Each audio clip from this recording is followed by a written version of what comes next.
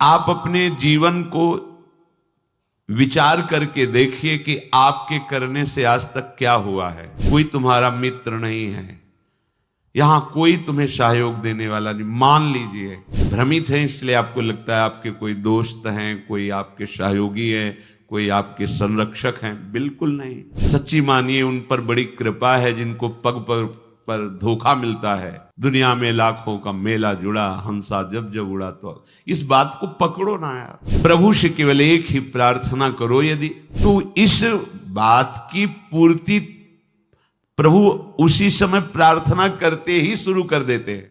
दया में प्रभु कितनी अपार कृपा की आपके ऊपर। मनुष्य शरीर साधु समागम श्रीधाम वृंदावन में दुर्लभ बात है। आप अपने जीवन को विचार करके देखिए कि आपके करने से आज तक क्या हुआ है। बिगड़ा ही है, बना नहीं है। ये इसलिए विचार कीजिए कि आप अहंकार रहित होकर प्रभु की कृपा का आश्रय लेकर हृदय से प्रभु के चरणों का सहारा ले लीजिए। बच जाओगे, दुख से बच जाओगे। कोई तुम्हारा मित्र नहीं है, यहां कोई तुम्हें सहयोग देने वाला नहीं। मान लीजिए आप लोग भ्रमित हैं, इसलिए आपको लगता है आपके कोई दोस्त हैं, कोई आपके सहयोगी हैं, कोई आपके संरक्षक हैं। बिल्कुल नहीं। बाहरी सब कुछ हो सकता है, आंतरिक रक्षा करने वाला केवल श्री कृष्ण है, दूसरा नहीं है। सच्ची मानिए उन पर बड़ी कृपा है जिनको पग पग पर धोखा मिलता है, प्रतिकूलता मिलती है, तो उनको असलियत समझ में आ जाती है। फिर वो सत्य की तरफ मुड़ते हैं, उन्हें साधु समागम मिलता है और वो सत्य में प्रतिष्ठित हो जाते हैं। आज से हमें यह समझना चाहिए कि हम भगवत कृपा पात्र हैं। अब हमारी दुर्गति नहीं हो सकती, क्योंकि प्रभु की कृपा किसी निमित्त को लेकर के नहीं हुई है, अहेतुकी कृपा है। तो अब हमारे कल्याण में कोई संशय नहीं। सच्ची मानिए, ये विश्वास करोगे तो हो जाएगा। विश्वास करो, ये जादू की बात है।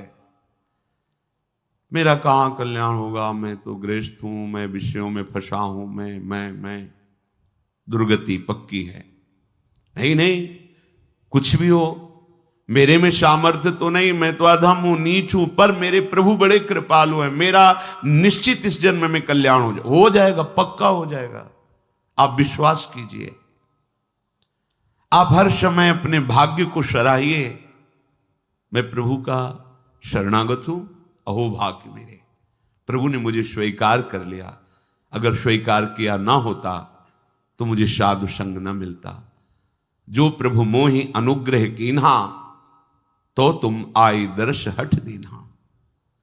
देखो, प्रभु ने मेरे पर कृपा की ना, तो हे महाभागवत हनुमान जी, आप अपनी तरफ से आकर मुझे दर्शन दिए ना। अब मोहि भाव भरोसा हनुमंता, बिनु हरि कृपा मिले नहीं संता। आज मुझे भरोसा हो गया कि हरि की हमारे ऊपर कृपा है, क्योंकि कृपा ना होती तो आप मुझे दर्शन न देते। आपके समीप हमें भगवत चर्चा करने का सौभाग्य, सुनने का सौभाग्य न मिलता। हम लोग जैसे भी हैं अपने प्रियालाल के हैं। झूठी से ही सही तुम मान लो तो ये झूठी बात नहीं होगी, सच्ची है, क्योंकि है हम। संसार में तुम सत्य मान रहे हो पर सब झूठा है झूठा। तुम चाहे जितना सत्य मानो, ये मेरा, कोई तेरा नहीं। दुनिया में लाखों का मेला जुड़ा, हंसा जब जब उड़ा। तो इस बात को पकड़ो ना यार। कोई साथी नहीं, कोई साथ नहीं। एक साथी है, केवल श्री हरि नाम, केवल राधा नाम। क्योंकि राधा नाम, हरि नाम ही हरि को प्रकाशित करता है। इसलिए हमारा तो हरि प्रिया से भी प्रिय इनका नाम है। इनसे भी ज्यादा महत्व इनके नाम में हमें देना है, क्योंकि नाम से ही इनका परिचय, नाम से ही हमारा संबंध दृढ़ होता है। झूठी भी हम मान लें कि हम प्रियालाल के हैं तो झूठा नहीं होगा, वो सत्य, क्योंकि हम हैं उनके। आप झूठ से भी इच्छा करने लगो, इच्छा नहीं भगवत दर्शन की, पर झूठ से भी करने लगो, अब तो कल्याण हो जाए इसी जन्म में, अब तो प्रियालाल मिल जाए इसी जन्म में, वो मिल जाएंगे। झूठा खेल है सांचा होए, क्योंकि ये सांचा खेल है, इसमें नाटक भी करे भक्ति का तो भगवान कृपा करके उसे सच्चा भक्त बना देते हैं।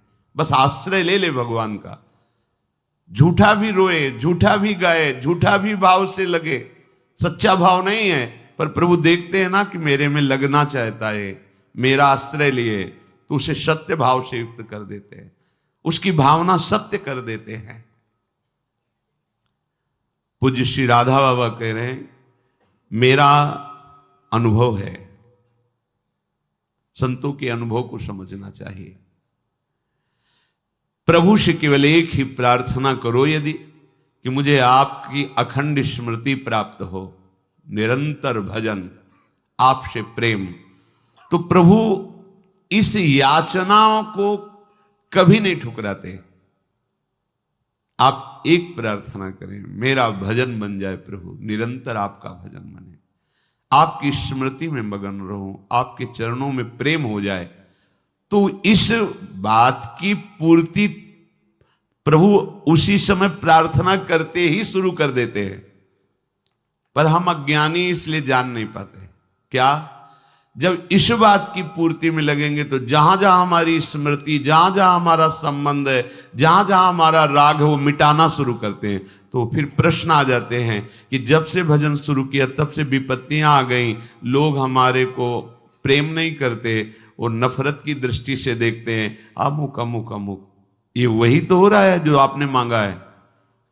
प्रभु से प्रेम करने के लिए हमें सर्वात्म वृत्ति चाहिए, और हमारी वृत्तियां फैली हैं, तो हमारे राग का वो नाश करके उन वृत्तियों को अपने में लगा रहे हैं, और वो भजन छोड़ देता है, वो सतमार्ग छोड़ देता है। कि जब से शुरू किया तब से घाटा, लोगों का अपमान, परिवार में कोई प्यार नहीं करता, और एक दो अगर पधार गए तो फिर तो और पुष्ट हो गया कि बड़ा अनिष्ट मार्ग है, भगवत मार्ग नहीं चलना।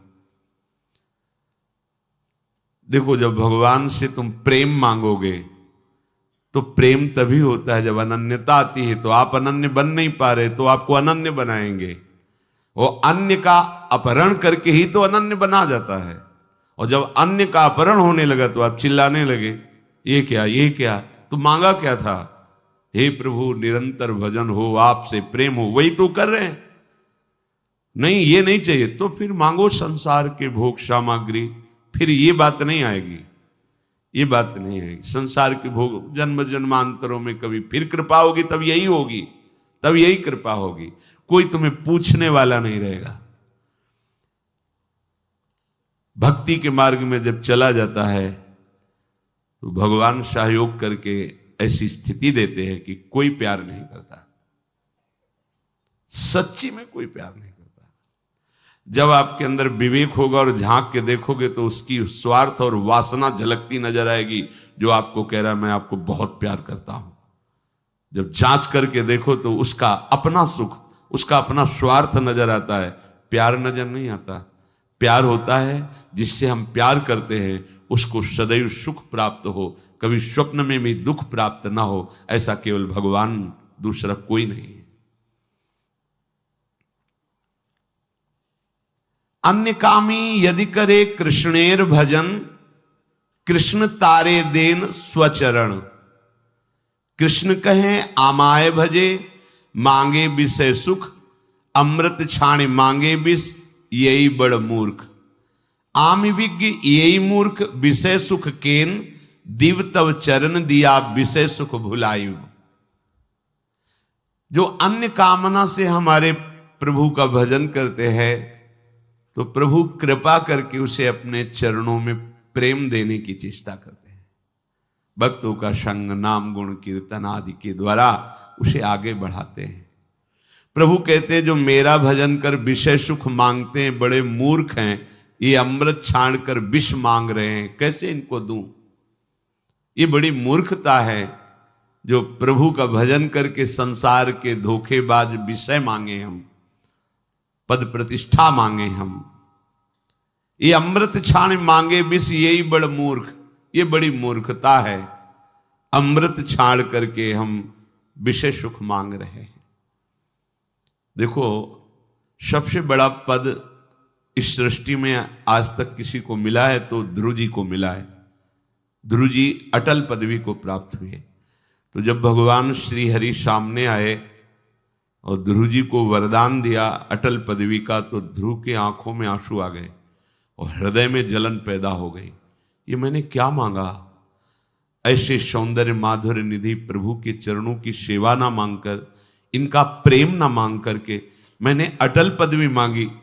उसी समय उन्होंने प्रभु से प्रार्थना की कि हे अनंत, हे भगवान, तोयि भगवत वासुदेवे मुहु निरंतरम भक्तिम प्रेम प्रवहताम सात्येन कुर्वताम अमलाशयानाम अमल आशयो एषाम ते अमलाशयाः निर्मलान्तः करणानाम महताम सताम प्रसंगः मे मम भूयात् एन भगवद गुण कथामृत पानमत्तः भवतो गुणानाम। हे प्रभु, मेरे से चूक हो गई। मेरे अंदर कामना थी कि मैं ऐसा पद प्राप्त करूंगा जो हमारे पिता और पितामह को भी नहीं है। प्रभु, ये चूक इसलिए हो गई कि बहुत काल तक आपके प्रेमी संतों का संग नहीं मिला। इसलिए हे अनंत, हे भगवान, भक्ति मुहु प्रवहताम त्वयि में प्रसंगो भूयाद अनंत महता ममलाशयानाम एनांजसोल्वण मुरु व्यसनम भवाब्धिम निश्चि भवद गुण कथामृत पानमत्तः। प्रभु, जो आपके नाम जप में, आपकी लीला कथा कहने सुनने में मत्त हैं, ऐसे अपने प्रेमी संतों का मुझे संग दे दो। मुझसे जो चूक हुई, क्या चूक हुई? ये जो अटल पदवी मिली। देखो, जलन हो रही हृदय में कि मैंने अटल पदवी क्यों मांगी, प्रभु की दासता क्यों नहीं मांगी। अटल पदवी ऐसी कि सप्त ऋषि परिक्रमा करते हैं, सर्वश्रेष्ठ पद पर ध्रुव जी आज भी विराजमान है, पर उनको बड़ा दुख हुआ कि मैंने क्यों मांगा। सोचो, उस अटल पदवी को, अपने तो थोड़े थोड़े विषय मांग रहे हैं, उनको दुख हुआ कि मैंने दासत्व क्यों नहीं मांगा। प्रभु के समीप निरंतर रहकर इनके श्रीअंग की सेवा करता, ऐसे प्रेम निधि प्रभु के संग क्रीड़ा करता। ये चूक कहां से हो गई? पता चला भगवत प्रेमी महात्माओं का संग नहीं हुआ, इसीलिए चूक हो गई। तो कह रहे हैं कि हे भगवान, आप यदि हम पे प्रसन्न हो तो आपके भाव में जो भरे हुए भक्तजन हैं, जो आपकी लीला कथा में उन्मत्त हैं, तृप्त हैं, ऐसे महापुरुषों का मुझे संग दो। क्यों? क्योंकि जब वो आपकी लीला कथा कहेंगे तो उनकी वो मस्ती सबके ऊपर चढ़ती है। संबंध में भरकर जब वो प्रभु को पुकारते हैं, नाम कीर्तन करते हैं, प्रभु का यश गाते हैं, तो चूंकि हम माने या ना माने, हम प्रभु के ही हैं, वो सबके हृदय में अपना प्रभाव डालता है। इस विविध दुखों से पूर्ण भयंकर भवसागर से वो सहज में पार हो जाता है जो भगवत प्रेमी संतों का संग कर लेता है। तेन स्मरन्त्यतितरां प्रियमी समर्त्यम ये चान्वदः सुत सुहृद गृहवित्तदाराः ये त्वज्जनाभ भवदीय पदारविंद सौगंध्य लुब्ध हृदय सुकृत प्रसंगा। हे नलिनाभ प्रभु, जिनको आपके श्री चरण कमलों की प्रियता प्राप्त हो गई है, जो आपके श्री चरणों के चिंतन में लगे रहते हैं, ऐसे भक्तों का संग यदि प्राप्त हो जाए तो उसका प्रभाव क्या होता है? बोले वो अतिशय प्रिय अपने शरीर, अपने देह और देह के संबंधी पुत्र मित्र कलत्र घर धन धाम, इन सब से बेपरवाह होकर के आपका भजन करने लगता है। यह है संत संग का चमत्कार। ये भवदीययोः पदारविंदयोः चरण कमलयोः यत् सौगंध्यम सौरभम तत्र लुब्धम आकृष्टम हृदयम मनो। उनकी स्थिति हमारे ऊपर उतरती है। ये चादो देहम अनुश्रुत सुहृद ग्रह वित्त दाराह तानपि न स्मरंती। बस हरि कथामृत पीत्वा मत्तः संतो न स्मरंती केवलम योग योगादि निष्ठानाम देहाभिमानिनानाम व्यावृत्ति तु शब्देन दर्शिता। देहाभिमान से युक्त होकर बड़े बड़े योग अनुष्ठान करने से स्थिति प्राप्त नहीं होती। ये स्थिति भगवत प्रेमी महात्माओं के लीला गायन, नाम कीर्तन, महिमा गायन का जब हम श्रवण करते हैं तो उनके संग से ऐसी स्थिति प्राप्त होती है कि अतिशय प्रिय देह और देह की संबंधी वृत्तियां जो पुत्र में, मित्र में, कलत्र में, घर में, धन धाम में हैं, इन सब से वृत्तियां हट जाती हैं और बेपरवाह होकर भगवान के सुमिरन में डूब जाती है। ये संत संग का प्रभाव है। तेषामहं पाद सरोज रेणुर माया बहेयाधि किरीट मायु यम नित्यदा बिभ्रतया सुपापम नश्यत्यमुं सर्वगुणाः भजन्ति। हे संत महापुरुषों, आपकी चरण रज को आयु पर्यंत मैं अपने शीश पर धारण करता रहूं, क्योंकि जिनके माथे पे संत चरण रज विराजमान होती है वो निष्पाप होकर के भगवान का प्रिय बन जाता है। जे गुरु चरण रेणु सिर धरहि तेजन सकल विभव बस करहि। संपूर्ण भागवतिक वैभव उसके हृदय में प्रकाशित हो जाता है जो संत सदगुरुदेव की चरण रज को अपने माथे पे रखता है। जब प्रभु की असीम कृपा होती है तो भगवत प्रेमी महात्माओं का संग मिलता है। संतों का संग मिल जाए तो फिर किसी और तीर्थ के अवगाहन की जरूरत नहीं है,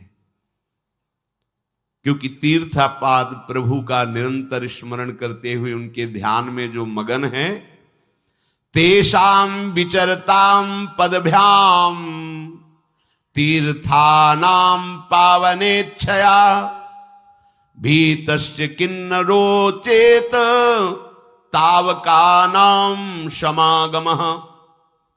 ये जो भगवत प्रेमी जन हैं, ये तीर्थों को भी तीर्थत्व प्रदान करने वाले हैं।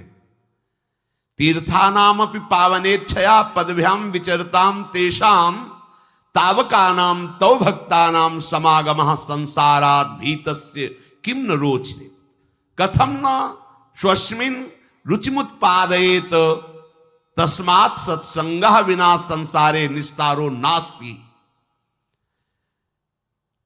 कह रहे हैं जो तीर्थों को भी निष्पाप करने की सामर्थ्य रखते हैं, जहां वो पृथ्वी पर चरण रखते हैं वहां की रज तीर्थों को भी पावन करने वाली बन जाती है।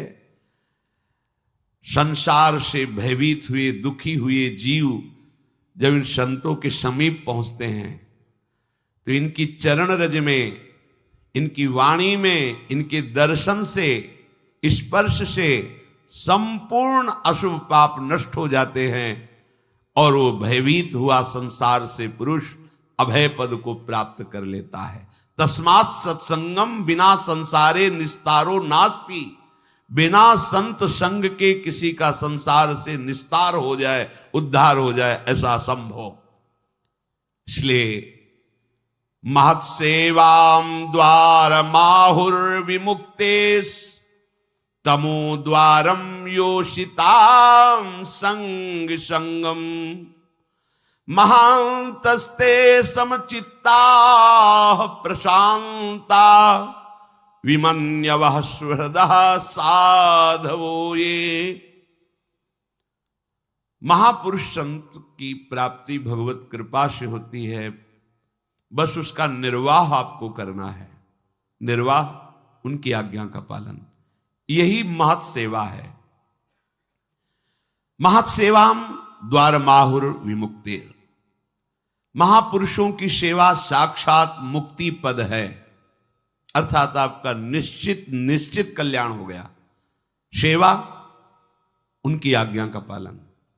जो महापुरुषों के, संतों के संग में उनकी आज्ञा का पालन करते हैं वो मुक्त हैं, जीवन मुक्त हैं, इसी समय मुक्त हैं, ये अनुभव हो जाएगा। तमो द्वारम योषिताम संग संगम। पर सावधानी ये रखनी है कि जो केवल स्त्री संग को ही सुख समझते हैं, नाना प्रकार की भोगी वृत्तियों को ही सुख समझते हैं, ऐसे लोगों का संग त्याग दे, क्योंकि ये तमो द्वारम, ये साक्षात नरक का द्वार है। किसी एक माता बहन ने प्रश्न किया था कि शास्त्रों में स्त्री को नरक का द्वार कहा गया है, तो ऐसा क्यों कहा गया है? तो उसकी शास्त्रों की जो बात है उसको समझने के लिए हृदय की धरा चाहिए, भूमिका चाहिए, तो उस भाव को समझना है। जो स्त्री शरीर को भोग दृष्टि से देखता है उसके लिए कहा गया तुम साक्षात नरक के द्वार में खड़े हो, क्योंकि तुम अपराध कर रहे हो। स्त्री नरक का द्वार नहीं, स्त्री को तुमने भोग दृष्टि से देखा, ये नरक का द्वार हुआ, क्योंकि भगवान ने भी नरक के द्वार का वर्णन किया। कामा क्रोधा तथा लोभा, भगवान कह रहे काम क्रोध लोभ ये नरक के द्वार हैं। अर्थात तुमने काम दृष्टि से किसी भी माता बहन की तरफ जो भाव किया वो तुम्हें नरक ले जाएगा। उस वक्त शास्त्रों में जो शब्द लिखा हुआ उसको समझने के लिए हृदय की भूमिका चाहिए, पवित्रता चाहिए। आप लौकिक दृष्टि से नहीं समझ पाएंगे। जैसे यहां वर्णन है तमो द्वारम योषिताम संग संगम। जो केवल स्त्री भोग को ही सुख समझते हैं, जो नाना प्रकार की इंद्रियों की दुलार में लगे हुए हैं, ये नारकी पुरुष हैं। ऐसे पुरुषों का संग त्याग करके संत संग करें। संत संग कर रहे हैं और ये भी कर रहे हैं, लाभ नहीं मिलेगा, लाभ नहीं मिलेगा। हो सकता है संत संग का कम असर और कुसंग का बहुत ज्यादा असर हो जाए, क्योंकि हम देखते हैं 5 वर्ष सत्संग सुना और 5 मिनट कुसंग हो गया तो सारे सत्संग पे कुसंग पानी फेर देता है। ऐसा क्यों हुआ? इतना कमजोर सत्संग है? बोले नहीं, अभी तुम्हें 5 मिनट दिखाई दे रहा है कुसंग, लेकिन वो 50 अनंतों वर्षों से कुसंग में ही रहा है। थोड़ा समय सत्संग का मिला, सुधार की तरफ। सत्संग का मतलब चढ़ाई और कुसंग का मतलब फिसलना। फिसलने में कितनी देर लगती है? महल बनाने में समय लगता है, बुलडोजर लगा गिराओ, शाम तक सब गिर जाएगा। 5 वर्ष की सत्संग की चढ़ाई 5 मिनट में उतार के फेंक दिया कुसंग ने, क्योंकि फिसलन, सर से नीचे आ गए। ऊपर चढ़ने में प्रयास है, नीचे आने में प्रयास नहीं होता। पानी कहीं भी डालो नीचे जाता है। ऐसे हमारी वृत्तियां अधोगामी हैं, प्रकृति की तरफ आकर्षित होती है। इसीलिए कुसंग का त्याग करके संत संग करे, बहुत जल्दी लाभ होता है, पर प्राय ऐसा नहीं हो पाता। इसीलिए सत्संग का सही रंग नहीं जम पाता। कैसे संत होते हैं? जिनके संग से जीवन मुक्तता का वर्तमान में भी अनुभव हो जाए। बोले महांतस्ते समचित्ता प्रशांता विमन्यवः सुहृदा साधो। ये वो महापुरुष जन, ये समचित्ता समदर्शिनः प्रशांता शुद्ध चित्ता विमन्यवः विगत क्रोधा सुहृदा सर्वेषां हितकांक्षिणः साधवा सदाचारा ते महांतो गेया। वो महापुरुष होते हैं जिनमें सब में भगवत दर्शन की भावना है। सब में समदर्शिना वही होते हैं जो सब में अपने प्रभु को देखते हैं। वही परम संत है जो सब में अपने प्रभु को देखते हैं। विद्या विनय संपन्ने ब्राह्मणे गविहस्तनी स्वनीचो सुपाके चा पंडिता समदर्शिना, जो सब जगह अपने, और वही है। ये तो बाद में पता चलता है ना कि छलिया कैसे छल रहे थे तुम आ करके, अब समझ में आया। ये पर्दे लगाकर वही है, दूसरा नहीं। ये तो गुरु कृपा से बाद में जब अंतःकरण त्रिगुणात्मिका माया के प्रभाव से मुक्त हो जाता है तब ये दिखाया वो इतना बड़ा नाटक कर रहा था, सब रूपों में वही है, वही है। समदर्शिनः प्रशांताः, चाहे जैसी परिस्थिति आ जाए पर वो अशांत नहीं होते, वो शांत रहते हैं।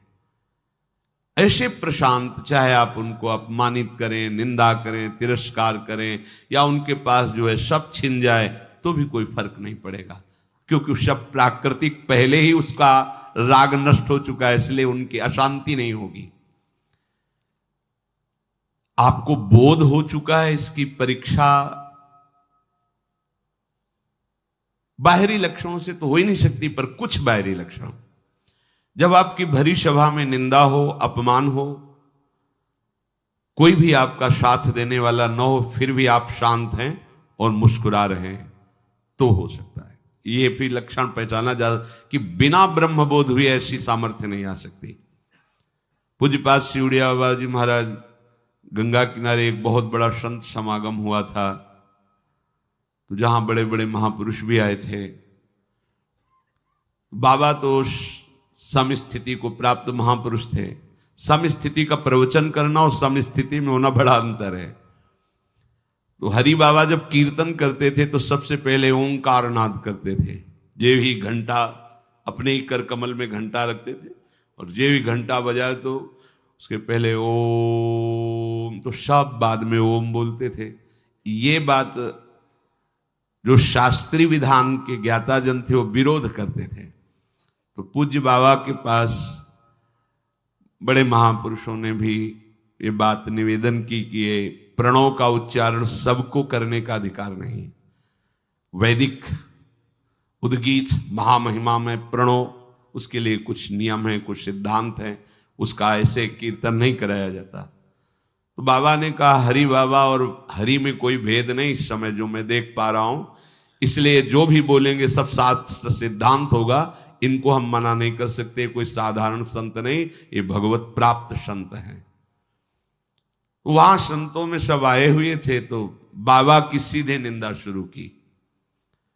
ये ऐसा सन्यासी होकर भी कीर्तन में जाते हैं, कीर्तन में रास में बैठते हैं, प्रणव उच्चारण होता है उसका निषेध नहीं करते हैं।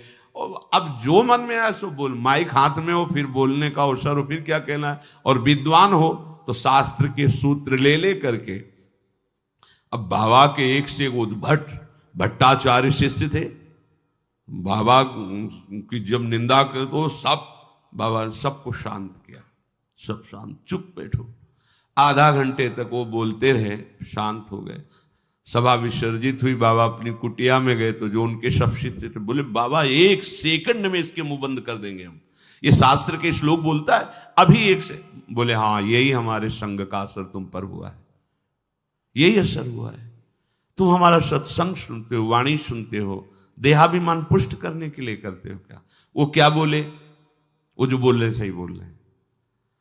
उड़िया बाबा नाम का एक शरीर है ये, और उसकी वो निंदा कर रहे हैं। तो इसकी तो निंदा हम भी करते हैं, शास्त्र भी करते हैं। शरीर कोई बंद नहीं है, ये तो निंदनीय है।